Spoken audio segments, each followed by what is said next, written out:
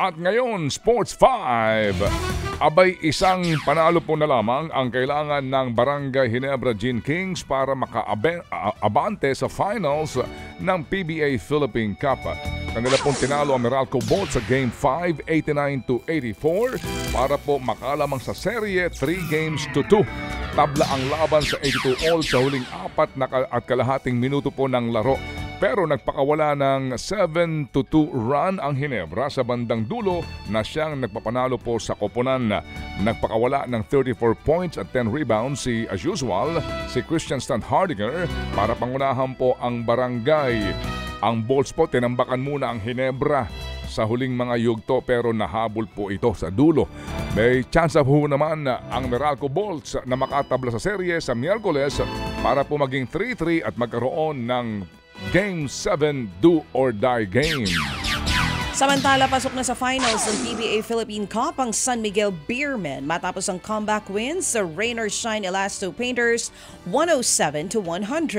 Hinabol ng Beermen ang 19 puntos na deficit para manakaw sa Elasto Painters ang Game 4 ng semifinals. Dahil dyan nasiguro ng SMB ang 4-0 sweep sa serye. Ito ang ika-45 beses na nakapasok sa PBA Finals ang San Miguel. Nagtala ng 26 points si CJ Perez habang 17 puntos naman, 23 rebounds at 6 assists ang iniambag ni Junmar Fajardo. Hinihintay nila ang mananalo sa isa pang semifinal series sa pagitan naman ng Meralco Bolts at ng Barangay Ginebra Gene Kings. Nilampaso po naman ng Alas Pilipinas ang Pool A ng AVC Challenge Cup. Husay nito, Pinakahuli baby. nilang biniktima ang Chinese Taipei na pinataob sa loob ng straight sets.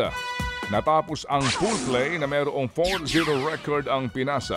Pumasok po naman sa laban ang Alas na sigurado na ang pwesto sa semifinals. Kasunod nga po naman ang 3 sunod na panalo. Top scorer po si Aya Laure matapos magtala ng 15 puntos. Sunod nilang makakalaban ang second seed ng Pool B na Kazakhstan sa Martes alas 4 ng hapon. Samantala mga kapatid, pasok na rin sa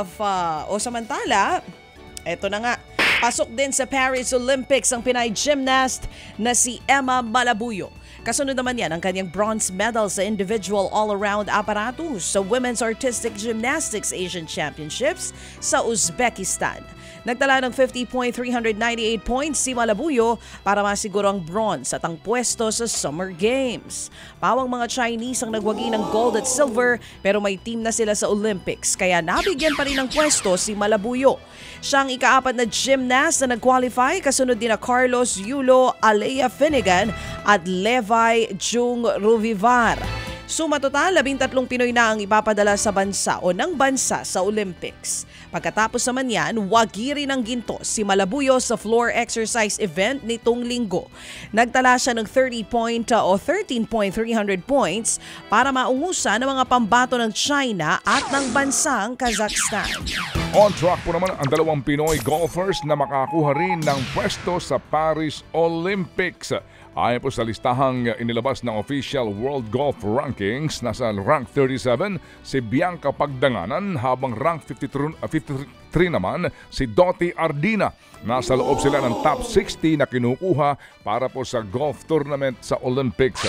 Matatapos ang qualification round sa June 24. Kung sakasakali ito ang magiging ikalawang sunod na ulit na nakapag-kwalipika sa Summer Games si Pagdanganan habang si Ardina ho naman ay nakapasok sa Rio Olympics noong taong 2016. Ted Filon at DJ Chacha ngayon nasa Radyo 5 92.3 News FM Monday to Friday 6 to 10 a.m.